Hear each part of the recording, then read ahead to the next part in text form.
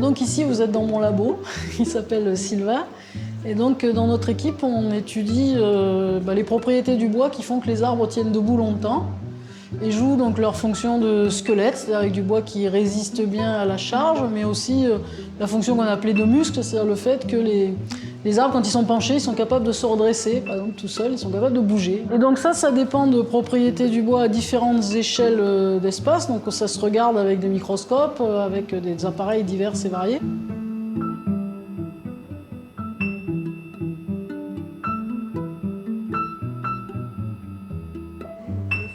Mes fonctions aujourd'hui, d'abord en ce moment je suis employée par l'INRA, donc je suis présidente du centre INRA Nancy Grand Est. Alors ensuite je garde des fonctions aussi de professeur à AgroParisTech, donc ça je continue à faire des enseignements et puis à participer aussi à la conception des enseignements. Et puis j'ai toujours une petite activité de recherche donc dans mon laboratoire Sylva, avec cette activité de recherche sur la biomécanique de l'arbre. On avait des arbres qui étaient simplement éclaircis, et puis donc on poussait plus vite. Et puis des arbres qui étaient éclaircis, mais qu'on a aubanés en même temps, on les a empêchés de sentir le vent. Et notre hypothèse, c'est que dans la croissance après éclaircie, il y a beaucoup de choses qui viennent pas du fait qu'il y a plus de lumière ou plus d'espace, mais aussi du fait que les arbres sentent ou pas le vent. Et donc là, il a des bois qui ont senti le vent et des bois qui n'ont pas senti le vent. Et il regarde la différence entre les deux.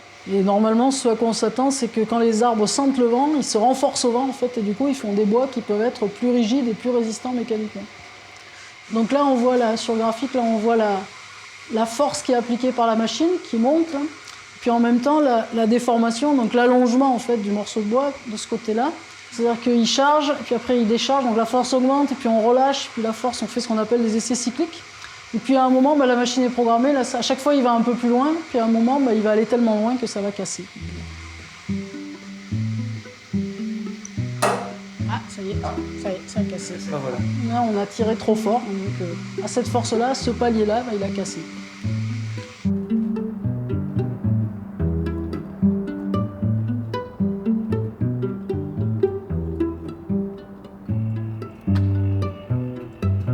J'ai commencé à enseigner en 1991, vraiment, voilà. Puis après, j'ai toujours enseigné ce qui s'appelait l'ENGREF, sur différents sites.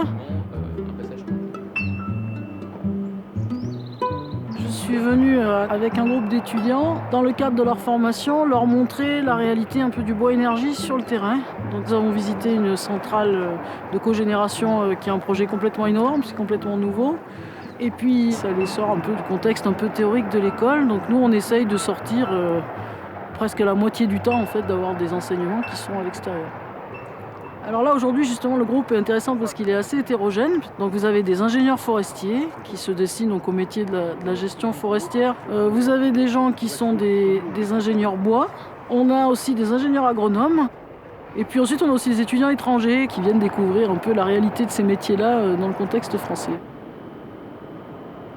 On a des jeunes, on est en train de leur dire que la forêt qu'ils vont devoir gérer et la filière bois qu'ils vont devoir organiser, c'est forcément plus du tout la même. Et donc on doit former des jeunes nous-mêmes pour des métiers qui n'existent pas, pour des situations qui n'existent pas. Et donc ça c'est plus difficile qu'avant. Et c'est vrai que c'est un peu anxiogène des fois, mais c'est aussi enthousiasmant parce qu'on se dit, on peut se dire que finalement il faut peut-être moins leur apprendre comment faire que comment imaginer des savoir-faire nouveaux, quoi.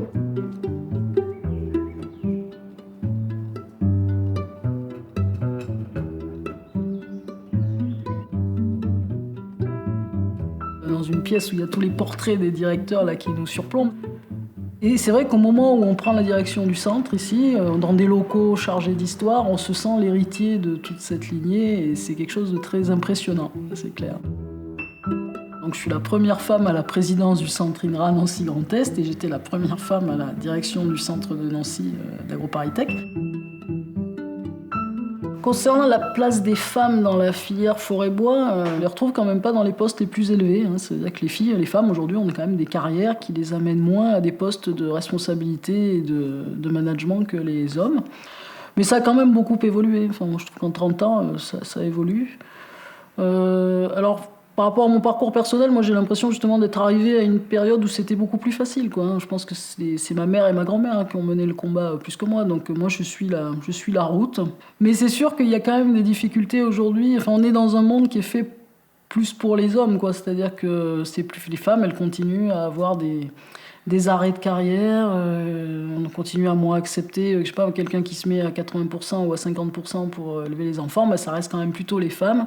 Et on voit bien que les gens le payent quand même assez cher dans leur évolution de carrière. Donc ça, il faut encore... Je pense que si on a un combat à mener, nous, aujourd'hui, c'est celui-là.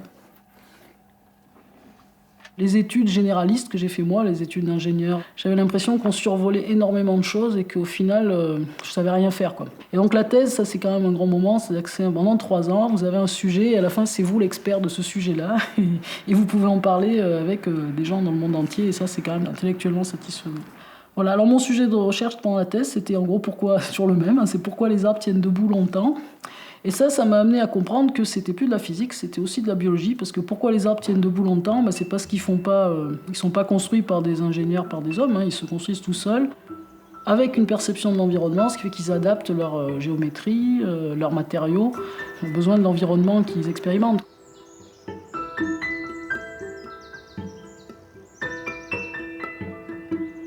La forêt et le bois, pour moi, c'est des valeurs essentielles dans le monde moderne, hein, puisque c'est la lutte contre le changement climatique en stockant du carbone dans des arbres. Mais c'est aussi substituer du bois qui fait des matériaux, des molécules et de l'énergie à des choses qu'on fait avec du pétrole. Il n'y a pas si longtemps que ça qu'on le fait avec du pétrole, hein. Il faut juste réinventer ce qu'on savait faire avant. Et de façon générale, dans notre société occidentale, c'est aussi finalement redécouvrir la patience aussi, hein. C'est la foresterie, ça c'est attendre. Donc quand on voit aujourd'hui par exemple qu'il faut reconstruire la charpente de Notre-Dame en 5 ans et que c'est indispensable de le faire en 5 ans et pas en 10, ben finalement à l'échelle de la forêt, ça fait un peu rigoler, quoi. À savoir des fois attendre, c'est quand même aussi quelque chose d'important. Mon rêve, c'est le bûcheron médiateur qui explique derrière son abatteuse et ses engins ce qu'il est en train de faire et en quoi il est en train de nous faire un avenir plus beau d'un tout point de vue. Donc il faudrait des gens qui sont aussi des médiateurs en fait, entre les hommes de la forêt, de la filière et puis la société.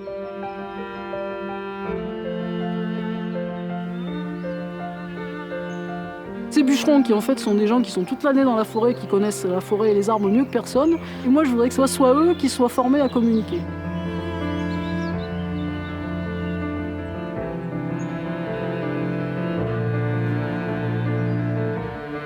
L'enjeu, c'est de reconnecter la forêt avec le bois, sachant qu'avant, dans les campagnes, c'était évident, hein, les gens ils voyaient des engins, il y avait la scierie du village. Puis aujourd'hui, on vit en ville, et donc on veut bien du bois pour faire des meubles, pour se chauffer. Et puis après, les arbres, on les voit comme un décor dans lequel on va se promener le week-end pendant les vacances.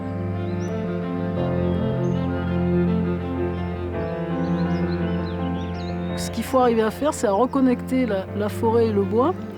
Ça veut dire aussi ramener un peu du bon sens, on va dire, des campagnes dans la société. Ça, c'est un enjeu très général.